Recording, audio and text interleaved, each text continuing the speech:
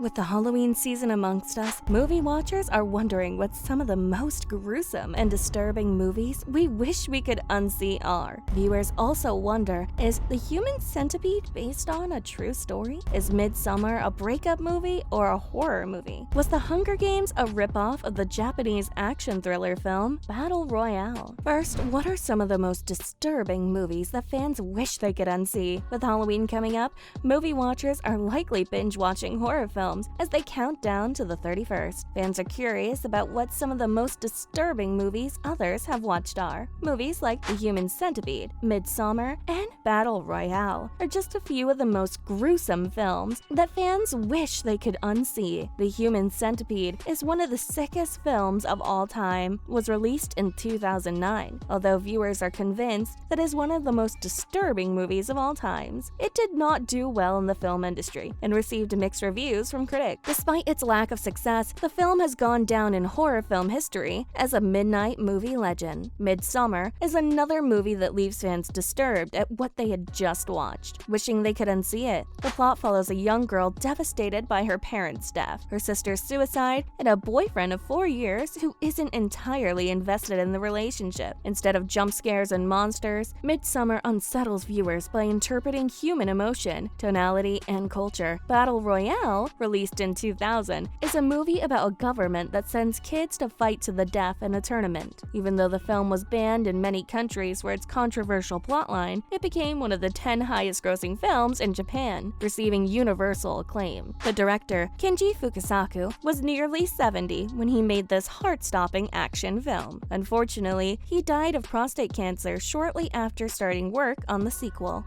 His son then completed the film and dedicated it to his father. Next, is The Human Centipede based on a true story? For those who don't know, the film is about a successful conjoined twin surgeon, Dr. Joseph Heiter, who has an unhealthy obsession with creating the world's first human centipede. He accomplishes this by literally sewing 3 people together in a line. Tom Six was inspired to make the film from a joke he once made to his friends about punishing a child molester they saw on TV. He said he was a big fan of punishing criminals and wanted to make a movie about punishment. It's interesting that Tom Six would claim that the film is about punishment, even though there is little to no detail about how Dr. Joseph chooses his victims. Was he purposely selecting people who had committed crimes in the past? It could very well be. Another theme the movie explores is that there are worse fates than death. Roger Ebert, an acclaimed film critic, wrote that no horror film inflicts more terrible things on its victims than The Human Centipede. The question begs to be asked, is the movie based on a true story? Although the film isn't based on a specific story, it is loosely based on the experiments that scientists performed during World War II on prisoners in Nazi Germany, especially the diabolical scientist Dr. Joseph Mengele. The experiments of Dr. Mengele included tests with twins being forcibly sewn together to become conjoined, chemical testing, and transplants without anesthesia. It's safe to say that Tom Six was inspired by some of the vilest and torturous experiments ever performed on human beings to give viewers the understanding that sometimes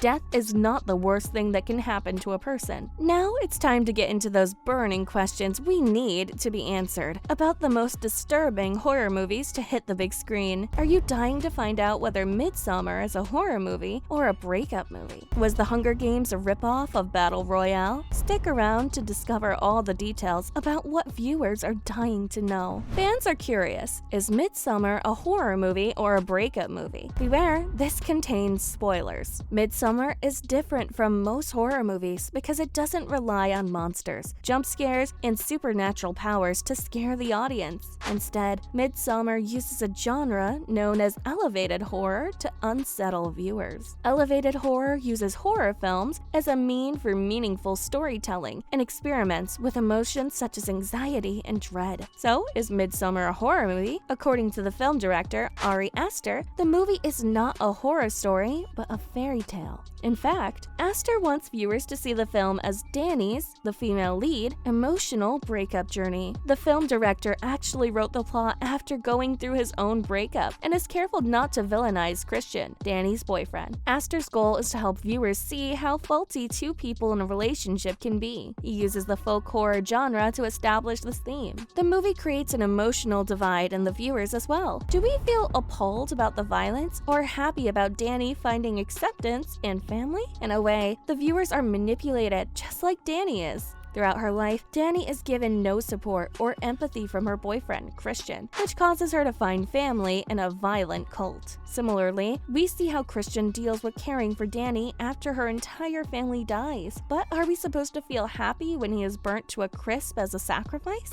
Even though he was a bad boyfriend, he did feel guilt at the thought of leaving Danny and never abandoned her. Astor wanted to create this sort of confusion as she wrote the plot. So how exactly is Midsummer a fairy tale? Many have compared the plot of the movie to the fairy tale Hansel and Gretel, where two children were lured into a house that looks perfect on the outside, but is home to a witch. Danny is also compared to Cinderella. In the beginning, she lives in a small apartment, struggling with her sister's suicide and the death of her parents, alone and scared. By the end of the movie, she is crowned queen and loved for who she is. The film does a great job of disguising horror within beauty. So, is folk horror the newly popular genre for horror films? It's no surprise that 2020, the folk horror genre has increased in popularity. What is folk horror? It's a genre that uses ancient culture, folk tales, and cult-like belief systems to create a story. In the past, slasher films were much more popular because they were able to expand into franchising and sequels, similar to superhero movies in today's day and age. However, the rise of popularity for the folk horror genre may stem from the fact it relies on ancient cultures and traditions that are typically isolated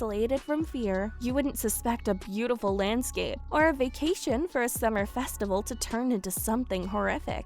In fact, most folk horror films rely on simplicity and beauty to set the movie's tone. Folk horror can take stories from around the world of simpler times and disguise horror within them. For example, the movie Midsummer is about the Midsummer Festival that celebrates the beginning of summer in Sweden, with ancient pagan culture mixed into the loop. Instead of using contemporary fears, folk horror focuses on past cults. It showcases how twisted human civilization can be and how evil culture looks to outsiders. Monsters and jump scares are obviously terrifying, but what about rituals and human sacrifices that everyday people perform? This is the question folk horror proposes. Nothing is more unsettling than seeing people partake in cults that are obviously violent and cruel to outsiders. Still, the people part of the culture view it as entirely normal. Finally, was The Hunger Games a ripoff of Battle Royale? Battle Royale is a horror movie of legendary